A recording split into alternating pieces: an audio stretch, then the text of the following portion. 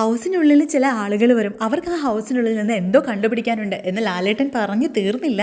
മുഖംമൂടി അണിഞ്ഞ് 3 പേർ കടന്നു വന്ന് എല്ലായിടവും പരിശോധന തുടങ്ങി. അവർ കണ്ടസ്റ്റൻസിൻ്റെ അടുത്ത് വരെ ചെന്ന് പരിശോധിച്ചതിന് ശേഷം ഒന്നും കിട്ടിയില്ല ലാലേട്ട എന്ന് പറഞ്ഞു പോയി. അപ്പോൾ ലാലേട്ടൻ ഒരു എഴുത്തുമായി വന്നിട്ട് പറഞ്ഞു, ഈ വീട്ടിലെ ഒരാൾ ഇവിടുത്തെ വിവരങ്ങൾ പുറത്തേക്ക് എത്തിക്കുന്നുണ്ട്.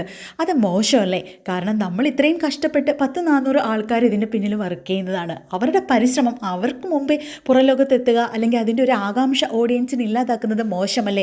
ഇത് പറഞ്ഞപ്പോഴേക്കും രേണു സുധി ചിരിച്ചു തുടങ്ങി. രേണുവിനോട് ലാലേട്ടൻ ചോദിച്ചു, എന്താ രേണു ചിരിക്കുന്നത്? ഒന്നുമില്ല ലാലേട്ട, അപ്പം നമുക്കൊരു വീഡിയോ പ്ലേ ചെയ്ത് കണ്ടാലോ എന്ന് ലാലേട്ടൻ. അങ്ങനെ രേണു സുധി വോട്ട് അഭ്യർത്ഥിക്കുന്ന വീഡിയോ അങ്ങോട്ട് പ്ലേ ചെയ്തു.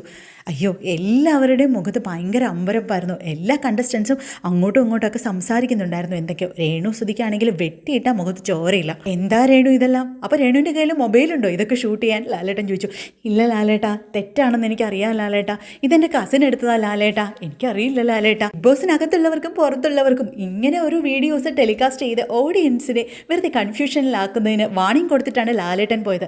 എന്തായാലും ബിഗ് ബോസ് ഹൗസിൽ എപ്പിസോഡിന് ശേഷം നിൽക്കുന്ന രേണു ക്യാമറയുടെ മുന്നിൽ തൊഴുതു പിടിച്ച് നിൽക്കുകയാണ്. എനിക്കറിയില്ലായിരുന്നു, ഇത് ഞാനല്ല ചെയ്തത്, എൻ്റെ കസിനാണ് ചെയ്തത്. ഞാൻ അവനോട് പറഞ്ഞതാണ് ഇത് ചെയ്യരുതെന്ന്. തെറ്റ് പറ്റിപ്പോയി, മാപ്പാക്കണം എന്ന് പറഞ്ഞു തലയ്ക്ക് മേലെ തൊഴുകയോടെ നിന്നിട്ട് പ്രാർത്ഥിക്കുന്ന പോലെ അപേക്ഷിക്കുകയാണ് രേണു. പോരാഞ്ഞിട്ട് 10 തവണ ഏത്തവും ഇട്ടു.